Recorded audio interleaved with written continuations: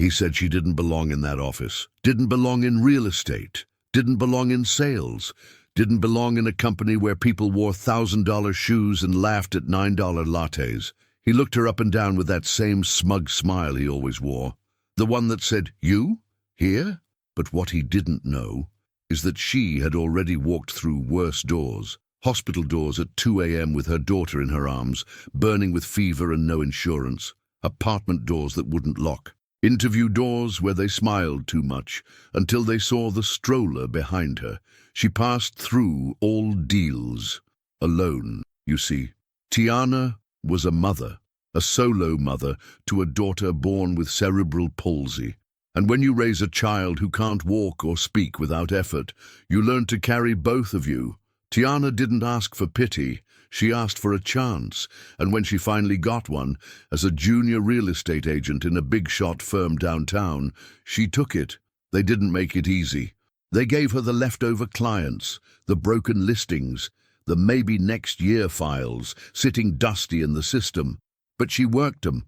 Late nights, no lunch breaks, open houses with her daughter in a stroller beside her desk. And slowly, she started closing. First rental, then a fixer-upper, then a luxury condo no one thought she could handle. But every step of the way, he watched her. The man in the corner office, Gregory Kane, partner, power suit, predator in Prada shoes. He didn't like her wins, didn't like her persistence, and he hated the fact that a woman, a mother, was doing better than his golden boys. So one day, he called her into his office. She thought it was a promotion. He poured whiskey into 2 glasses, didn't offer a seat, didn't even say hello. He just said, "I'm letting you go. You're not a good fit for this environment. It's not personal, Tiana. It's just culture." Culture. That word hit her like a slap. As if being a mother, being real, was something dirty. She stood there, still, dignified, and asked one question. "Is it because of my daughter?" He smirked, sipped, said nothing. But his silence was louder than any insult. She left that day with no job, no safety net, and a little girl waiting at home with a drawing in her hand that said, "Mommy is a superhero." Tiana held the paper tight and whispered, "I'll prove you right, baby." If you've ever had to work twice as hard just to be called half as good, take a moment for yourself. This story might be closer to yours than you think. After the fall came the silence, the kind of silence that hums like a broken fridge. She didn't tell her daughter right away. She still got up the next morning, made pancakes, and pushed the wheelchair out the door like everything was fine. But inside, Tiana was breaking. No savings, no backup, no severance. Just rent due in 12 days, and a daughter with weekly therapy appointments that weren't covered anymore. She applied for jobs, clerical, receptionist, front desk at a gym, no callbacks. They saw the gaps in her resume. They didn't see the nights she spent calculating dosages, the hours in waiting rooms, the way she handled million-dollar listings while juggling tube feedings and IEP meetings. They didn't see her work, but one woman did. Her name was Ms. Dolores, a retired broker who ran a dusty office on the East Side.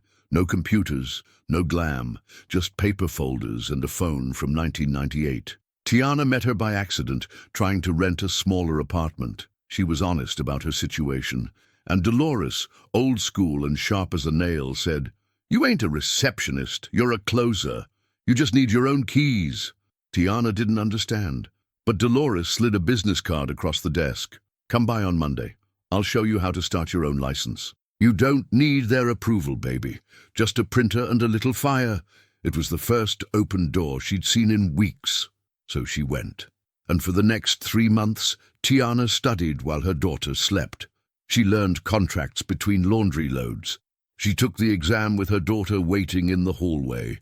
She passed, on the first try. No big office, no designer suit, but she had her name, her number, her first listing, a small fixer in a forgotten neighborhood. She held the open house with her daughter beside her. Some folks gave her looks. One woman even whispered, "Is that professional? Bringing a child to work?" Tiana didn't flinch. She smiled and said, "She's the reason I'm here, and she's the reason I'll keep going." The house didn't sell that week, but someone noticed. A man in a red windbreaker, quiet, kind eyes. He didn't look like a buyer. He looked like someone checking on things. She offered him a flyer. He shook her hand. "You're the agent." "Yes, sir." He looked at her, then at the girl playing with blocks on the porch. "You're doing good work. Let me know if you're ever looking for something bigger." He walked away before she could ask. But under the doormat, she found a business card with a single word, development, and a name she'd seen before, in a lawsuit Gregory Kane lost last year. That night, she couldn't sleep, because the card wasn't just an opportunity, it was a key. But what door did it open? Tiana kept that card in her wallet like it was sacred. She didn't call the number right away, because part of her was scared, not of failing, but of hoping again, of believing that maybe, just maybe, things could shift, that someone might actually see her, not as a risk, but as a force. Days passed. She kept working the listing. She changed the curtains, baked cookies for the next open house, even brought in a local artist to repaint the walls. But the buyers weren't biting. She smiled through it all, even when her back ached from lifting her daughter's chair into the car, even when she caught her reflection and didn't recognize the tired woman staring back. And then, one Thursday morning, her daughter had a seizure. Not a big one, but enough to make Tiana freeze. She held her through it, kept her calm, and when it passed, her daughter looked up and whispered, hoarse and slow, "Don't stop, Mommy." That night, Tiana took out the card.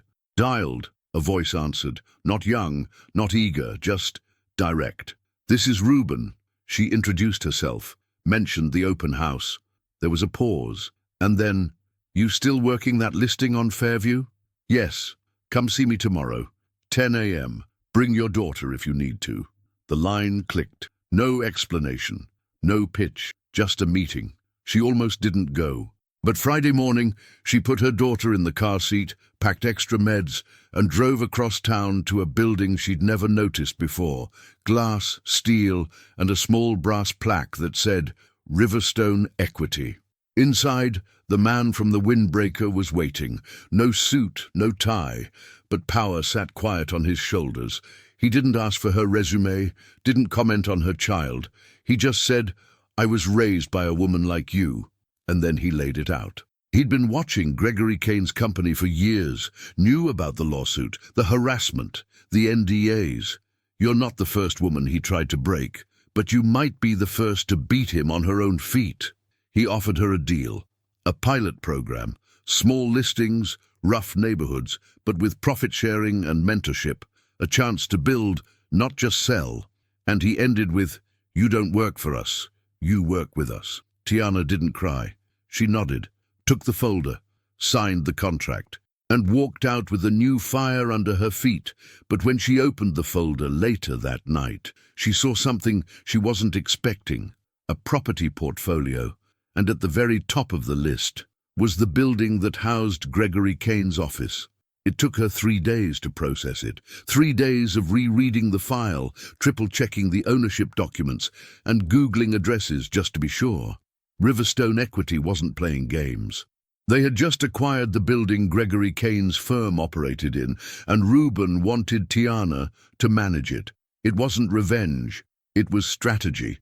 See, when you manage a building, the leases, the compliance, the access, you're not just a landlord. You're the one who decides what doors stay open and which ones get closed.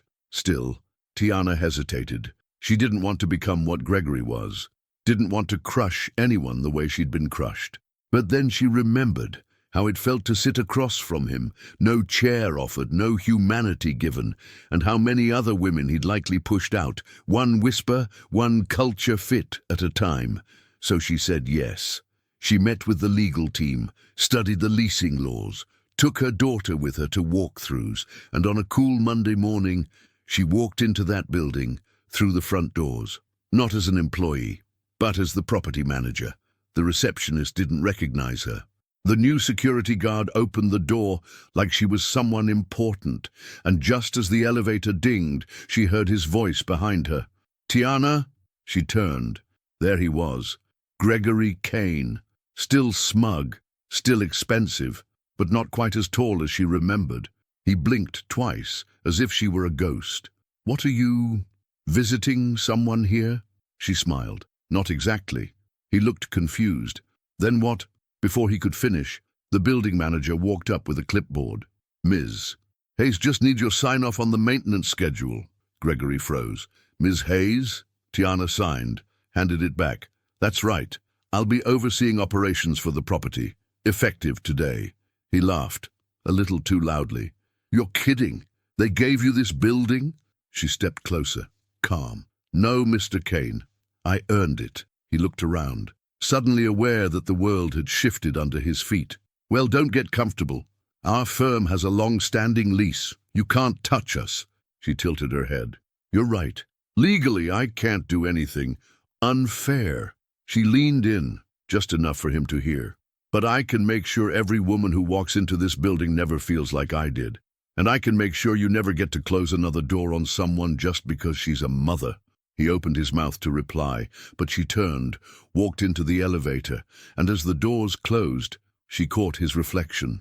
For the first time, Gregory Kane looked afraid. But it wasn't fear of her. It was fear of the mirror, because he finally saw what he really was and what she had become. Managing a building didn't feel like power at first. It felt like paperwork, fire codes, plumbing reports, elevator inspections, nothing glamorous, just long days and longer nights. But slowly, Tiana started to notice things, like how the women in that building walked, heads down, shoulders tense, like they were holding their breath, every time they walked past Gregory Kane's floor. And Tiana remembered that feeling, the invisible weight of just trying to exist in a place where you weren't wanted. So she did something small. She started by changing the locks on the women's restroom after 3 separate assistants whispered that Gregory had walked in by accident more than once. Then she added a lactation room on the 2nd floor, put a lockbox of pads, tampons, wipes and aspirin in the ladies' lounge. No labels, no cameras, no questions asked. One day, a janitor approached her in the lobby, an older woman with weary eyes and a mop. She spoke in a whisper. "I don't know what you did, baby, but the girls on 4B been smiling this week, thank you." Tiana nodded, didn't say a word, because dignity doesn't need an announcement, it just needs to be defended.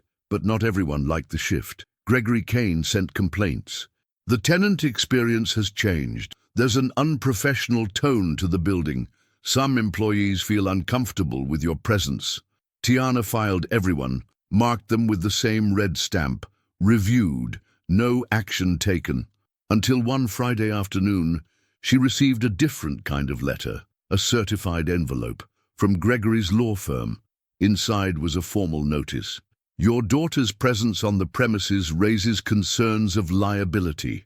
Please refrain from bringing a minor into professional workspaces during operating hours." It was cold, precise, cruel. Tiana stood in her small office, letter in hand, daughter beside her in a rolling chair coloring a picture of a house.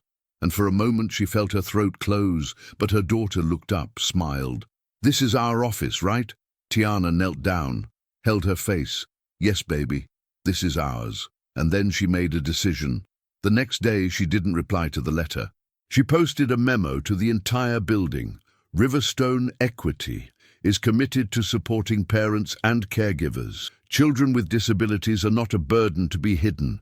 They are a reminder of what resilience looks like. This building stands for inclusion, effective immediately. A family-friendly quiet room will be made available in Suite 2D. It wasn't just a memo, it was a declaration. And for the first time, tenants started calling her by name. Not the manager, not the lady in the office, but Ms. Hayes. One morning she found a thank you card slipped under her door. No name, just a note. "You're changing more than policies. You're changing air. Don't stop."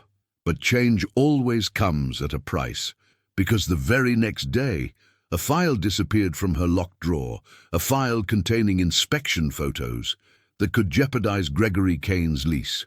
She didn't panic, not at first. She thought maybe it had been misfiled, maybe someone moved it by mistake. But when she checked the cameras, she saw it late at night.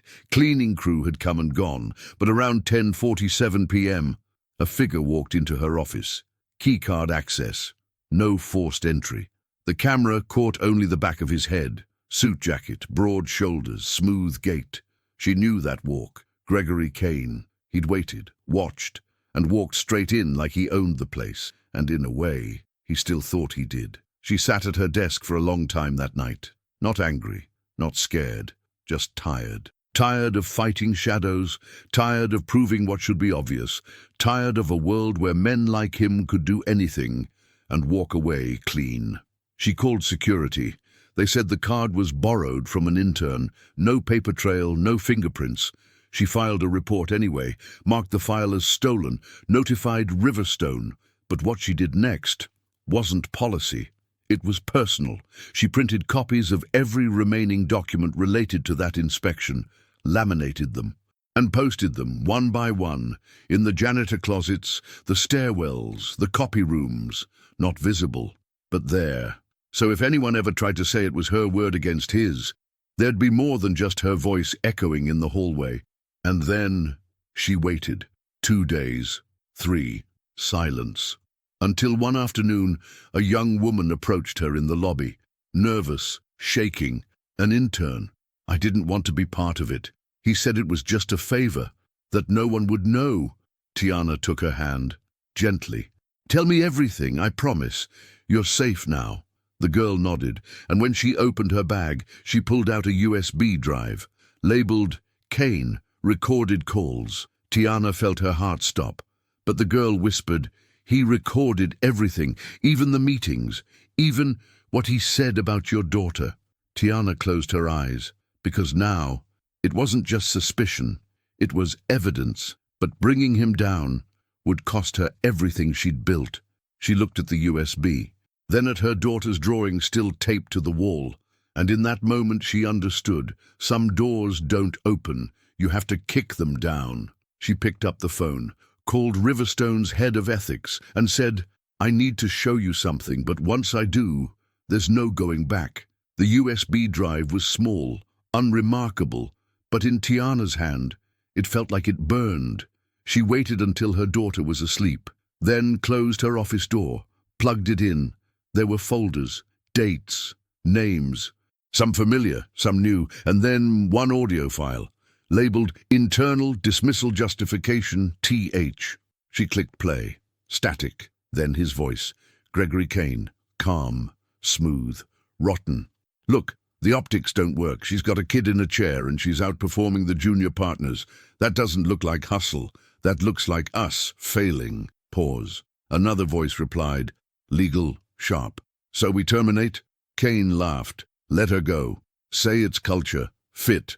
Whatever HR needs. We can't have pity cases rising. This is a sales floor, not a support group. Tiana didn't move, didn't blink. She just stared at the wall and listened. He spoke about her daughter like she was a prop, called her distraction, said, let her go sell apartments in the suburbs where no one cares. Then he made a joke about diapers, about hiring people who know how to close their legs and a deal, and they laughed, in her own home, in her own ears. She sat there for over an hour. When it ended, she didn't cry. She got up, went to the quiet room, and picked up her daughter's latest drawing off the corkboard, a picture of the two of them standing in front of a tall building. At the top, in crooked handwriting, Mommy's Castle. The next day, she walked into the Riverstone boardroom, 6 men, 2 women, and Tiana, in the only suit she owned. She didn't plead, didn't perform. She played the tape, then handed over copies of the internal memos, the stolen file incident, and a list of former female employees who'd been forced out. Names she remembered, stories she carried like stones in her pocket. When she finished, the room was quiet. One man leaned back. Ms. Hayes, if we pursue this, it'll go public. She nodded. Good. Another woman, older, sharp eyes, asked, and what is it you want exactly? Tiana didn't flinch. I want policy changes, whistleblower protections. A review of every leaseholder accused of harassment. I want this building, and everyone like it, to mean something. She stood up, voice steady. And I want Gregory Kane out. The woman nodded slowly. You'll need to testify. Tiana took a breath. I will.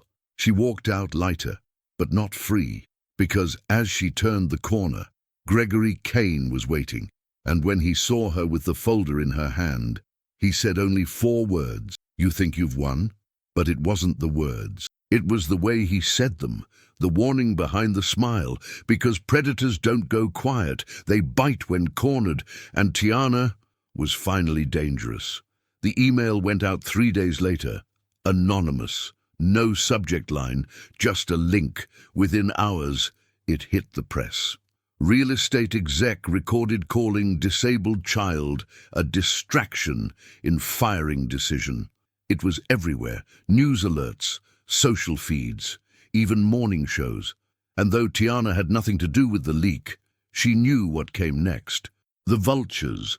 Reporters showed up at the building, parked across her apartment, asked if she'd sold her story. But she didn't talk. She had nothing to sell. She had work, and a daughter who still needed help eating, bathing, stretching her legs just to avoid spasms. The nights were still long, the medicine still expensive, but for the first time, her silence wasn't protecting the powerful, it was protecting her peace. Gregory Kane issued a statement, denial, blame. Then came the lawsuit threats, defamation, retaliation. Riverstone launched an internal probe. Tiana was interviewed, so was the intern. So were 5 other women who, now emboldened, came forward with their own stories. It wasn't just about her anymore. It was systemic. A week later, the board called her back in. This time, they weren't cold. They were quiet, respectful. They offered her something she didn't expect, a promotion. Vice President of Equity and Integrity Programs, regional. Oversight over 5 commercial properties, including hiring power, training, compliance, and ethics enforcement.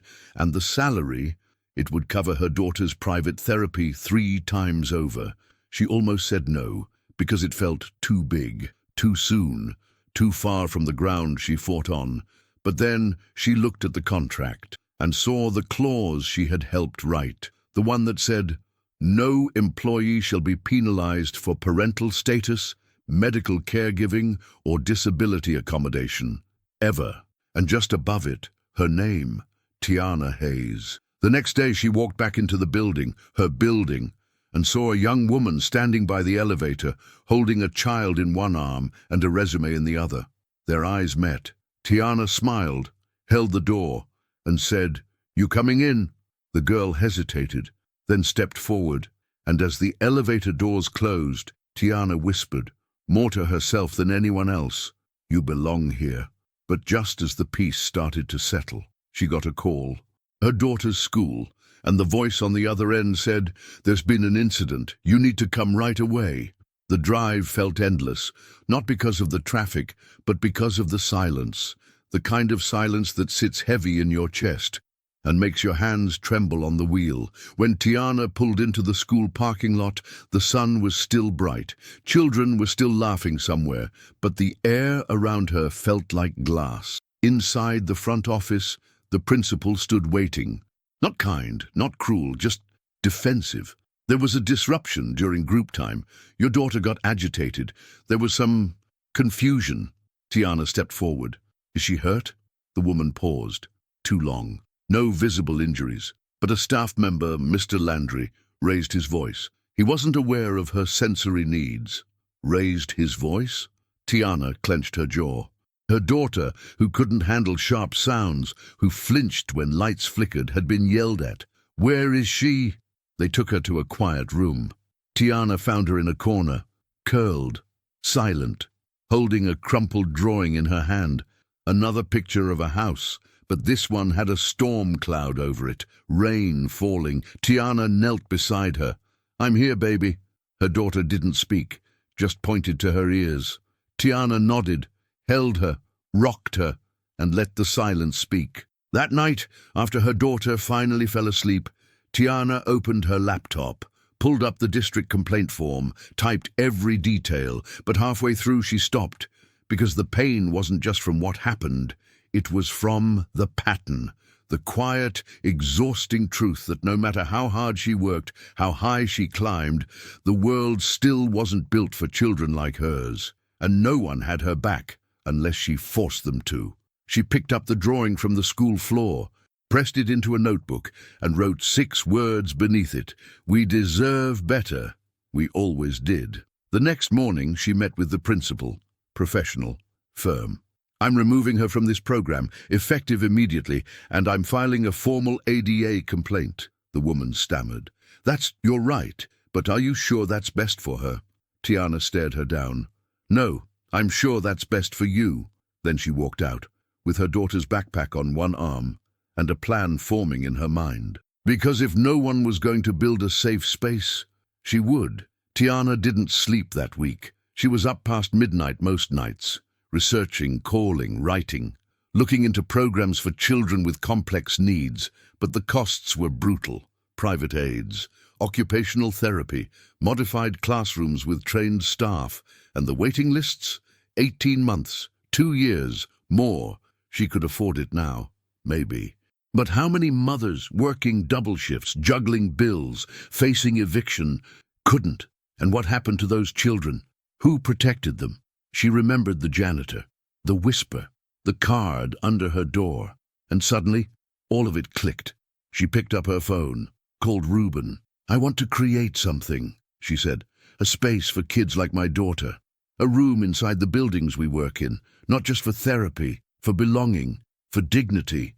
There was a long pause. Then Ruben said, put it on paper. If it's solid, I'll back it. So she did. She called it the Anchor Room, a place in every Riverstone property where caregivers, mothers, fathers, grandmas, cousins could bring children who needed a quiet space.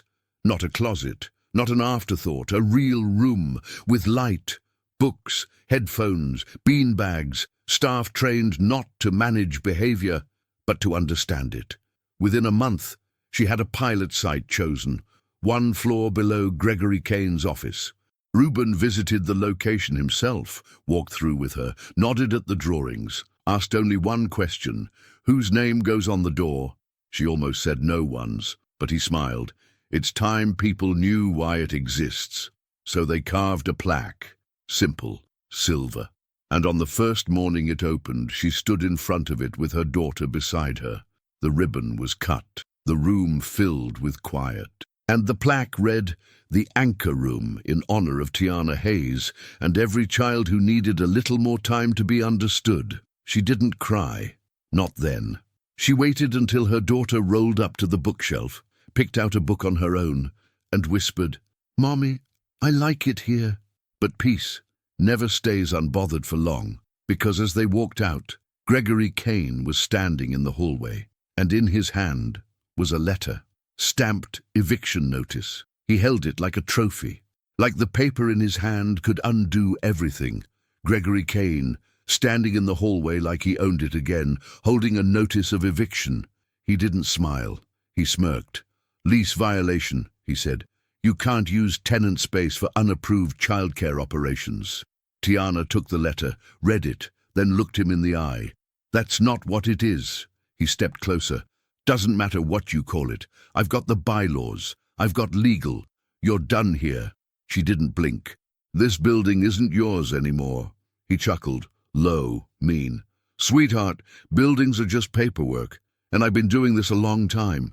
You think a few posters and a special needs sub-story are going to hold up in court?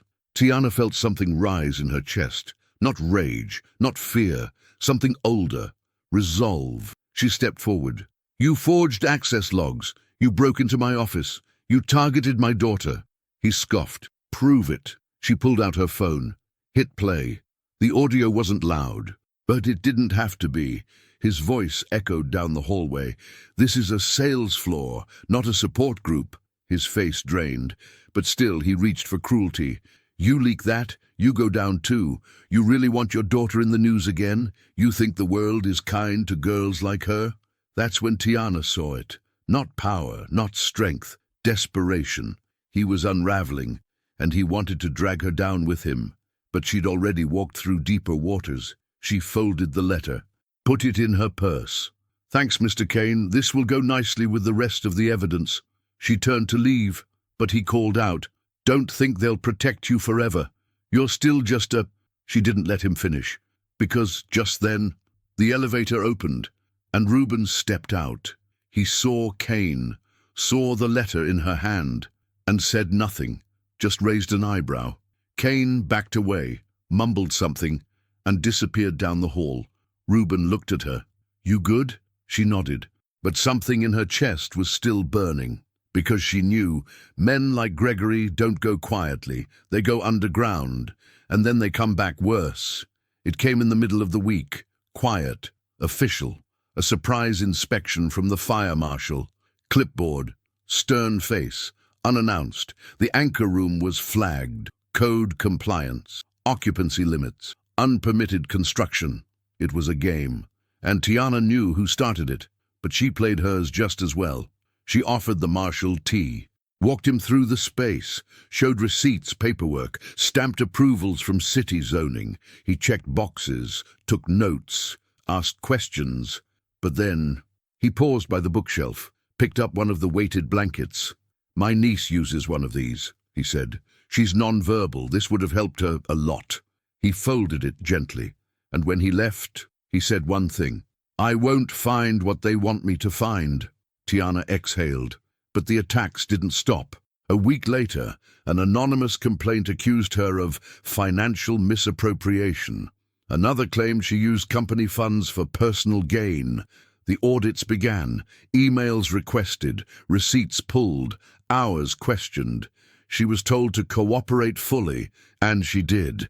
Every paper, every cent, every late-night Uber to the hospital marked and accounted for, but it wore on her.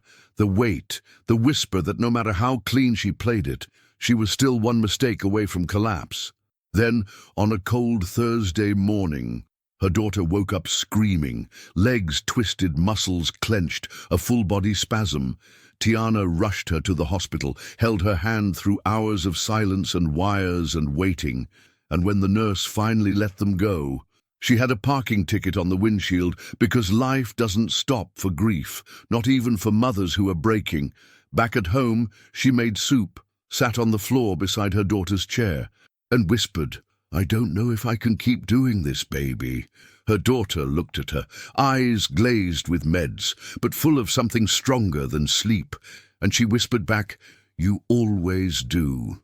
Tiana pressed her forehead to hers, and the tears came, not from fear, but from knowing she still had more fight in her. That night, she opened her inbox and saw a message from the Riverstone Ethics Board.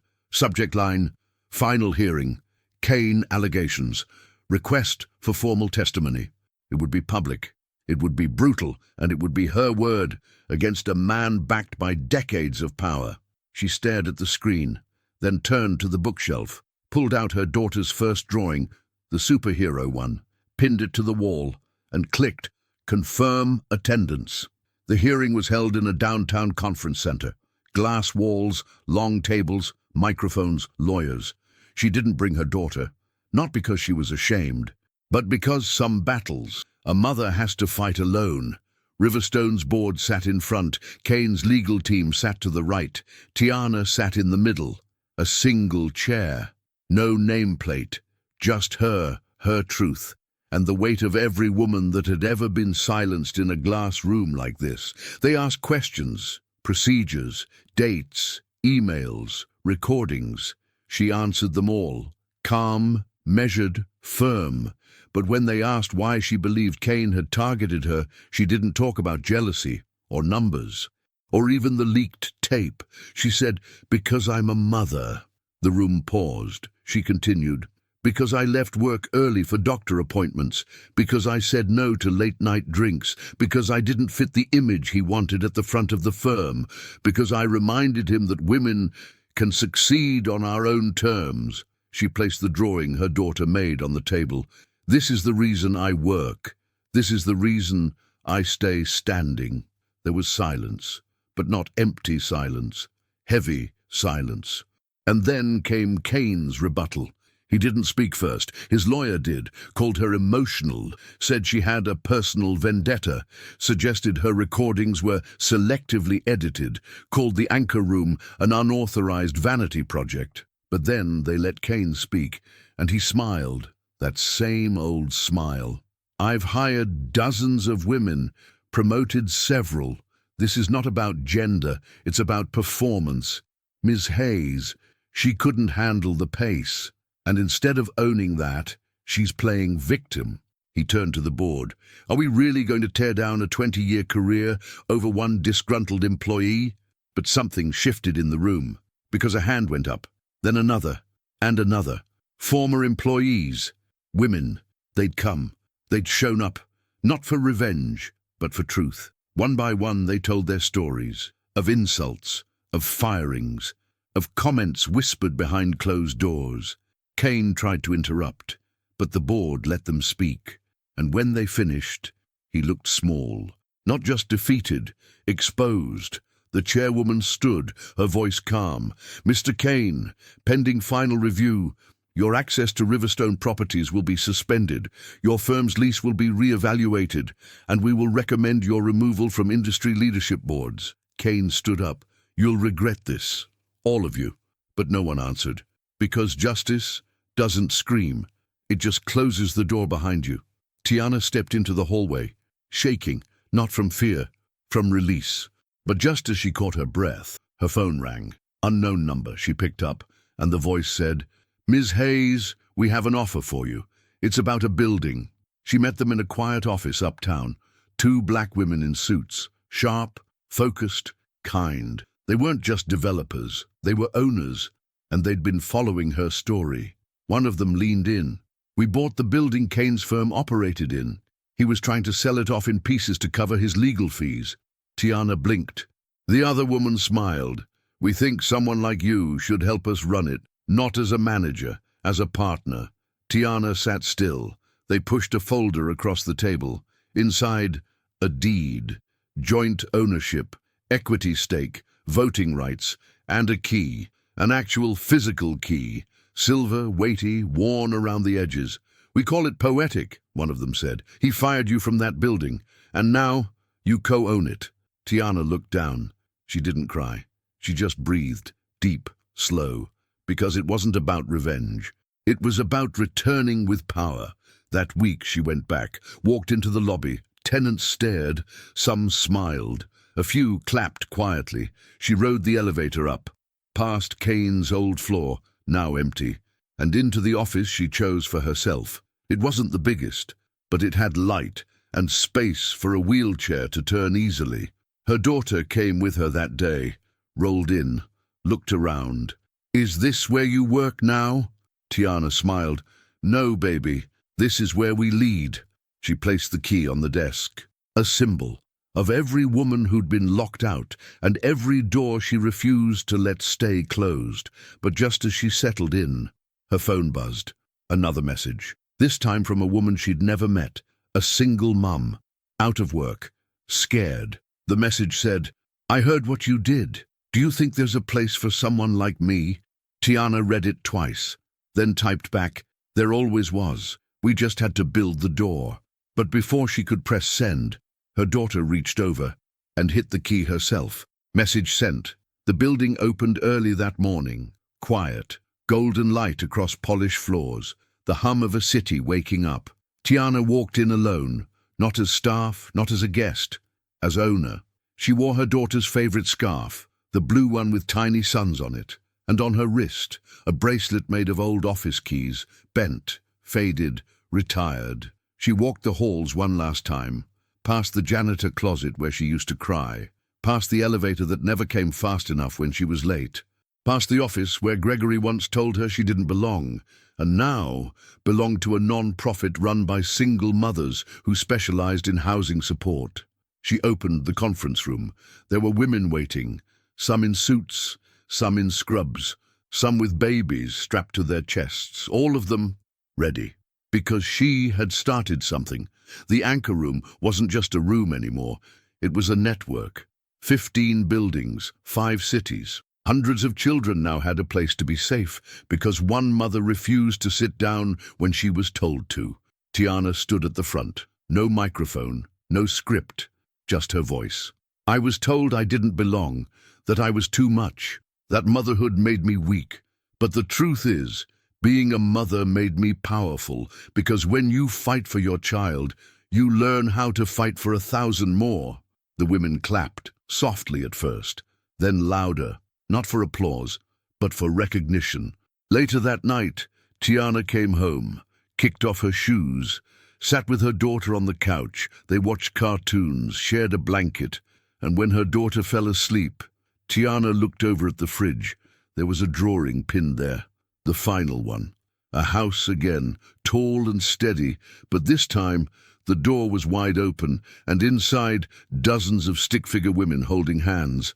Above it, in bright crayon, "My mommy makes places where people can breathe." Tiana closed her eyes, smiled. Because after everything, every insult, every closed door, every stolen file and sleepless night, she had not just survived. She had built something permanent. She used to think she worked for a man who held all the keys. But the truth was, she had the courage all along, the courage to build her own door and leave it open for the next woman to walk through. If this story reminded you of yours, let it breathe in the comments. Because sometimes, my dear, the door ain't locked. We just need the right key and the courage to turn it. Mr. Solomon.